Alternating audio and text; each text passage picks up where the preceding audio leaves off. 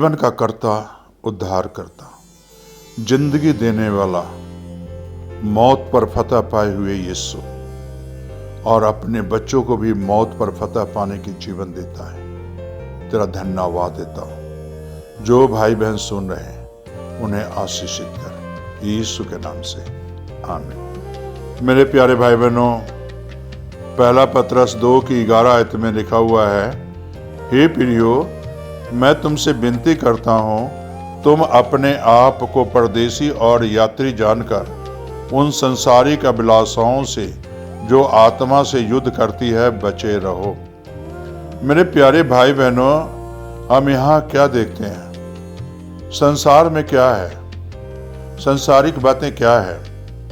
मोह और माया है, और इंसान मोह और माया में फंसे हुए हैं। वहां से इंसान निकलना नहीं चाहता, और अगर निकलना भी चाहता है तो युद्ध होता है, शैतानी युद्ध होता है। और आज शैतान जो है लोगों के ऊपर हावी है। आज सारा संसार माया, मोह और लोभ में फंसे हुए हैं, और ये माया, मोह और लोभ जो है स्वर्ग जाने से रुकावट डालता है। तो मेरे प्यारे भाई बहनों, इससे हमें आपको युद्ध करना है, और युद्ध कर कर जो है हमें विजय प्राप्त करना है, शैतान पर विजय प्राप्त करना है। तो इसलिए मेरे प्यारे भाई बहनों, संसारिक मोह को छोड़ना है, संसारिक बातों से हमें बचना है, संसारिक कामों से हमें बचना है।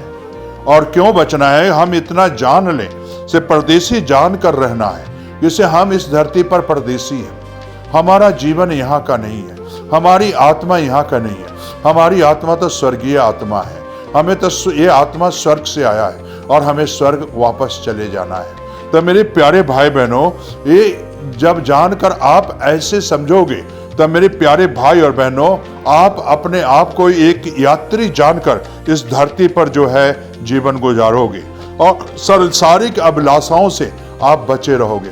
संसार की मोह, माया और लोभ जो है इंसान को स्वर्ग जाने से रोकता है। जिस तरह के आप वचन में ही देखोगे, इसे लाजर और अमीर व्यक्ति का, अमीर व्यक्ति जो है मेरे प्यारे भाई बहनों, मोह, माया और लालच में फंसा हुआ था, दुनिया ऐश प्रस्ती में फंसा हुआ था। आज संसार भी जिस तरह अमीर आदमी पहले था, प्रभु ने कहा है जिस तरह के वो लोग थे वैसे आज भी लोग पाए जाते हैं। मोह, माया, लोभ में, अमीरी में आज जो है फंसे हुए हैं, वहां से निकलना नहीं चाहते।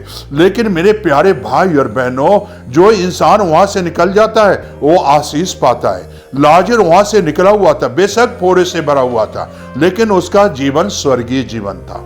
वो जो है मोह माया में नहीं था, और मोह माया की लालच में नहीं फंसा हुआ था। वो स्वर्गीय जीवन जी रहा था, स्वर्गीय बातों की तरफ ध्यान लगाया था, अपना ख्याल स्वर्गीय जीवन की तरफ देखता था। मेरा ये दुनिया नहीं है, मेरा ये दुनिया नहीं है, मैं इस दुनिया में नहीं रहना है, मैं तो स्वर्ग में जाना है। लेकिन मेरे प्यारे भाई बहनों, आप यहाँ देखें, जब लाजर भी डेथ हुआ और अमीर आदमी भी डेथ हुआ, तब मेरे प्यारे भाई बहनों, लाजर तो इब्राहिम के गोद में चला गया, अमीर जो है कहाँ चला गया? नर्क।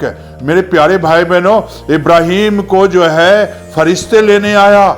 मेरे प्यारे भाई बहनों, वो जो है फरिश्ते लेकर इब्राहिम के गोद में पहुंचा दिया, और उस अमीर आदमी को कहाँ लेकर गया? शैतान ने नर्क में ले गया, जहां रोना और दांतों का पीसना है। बाइबल साफ बताती है, वचन साफ बताती है, वहां रोना और दांतों का पिसना है।